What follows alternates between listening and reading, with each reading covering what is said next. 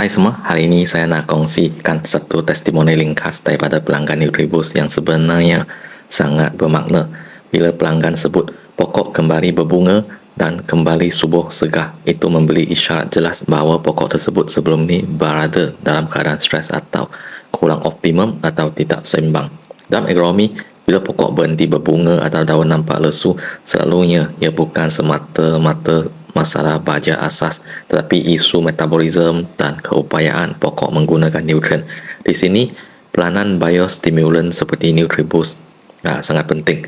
Nutribus tidak memaksa pokok berbunga, sebaliknya ia adalah satu booster membantu aktifkan semula sistem dalaman pokok daripada pembentukan klorofil, aktiviti enzim hingga keseimbangan hormon tumbuhan.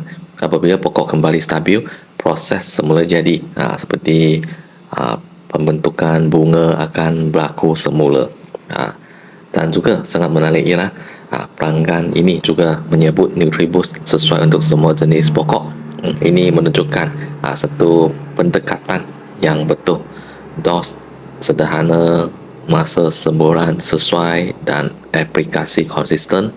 Bukan itu sahaja, dan juga technical support daripada pasukan Agropintar. Semua ini boleh memberi kesan yang positif terhadap semua jenis tanaman, sama ada tanaman hiasan, sayuran, ulam, pokok berbuah dan sebagainya. Jadi sebagai penanam, kita tidak kerja atau paksa pokok naik mendadak. Kita nak pokok dia boleh stabil, kekal, sihat, slow and steady, consistent. Jadi testimoni ini mengingatkan kita bahawa bila kita punya foundation asas betul, pokok akan tunjukkan hasilnya sendiri. Itu sahaja untuk sesi perkongsian sharing testimoni pelanggan hari ini. Nanti kita akan sambung lagi. Terima kasih.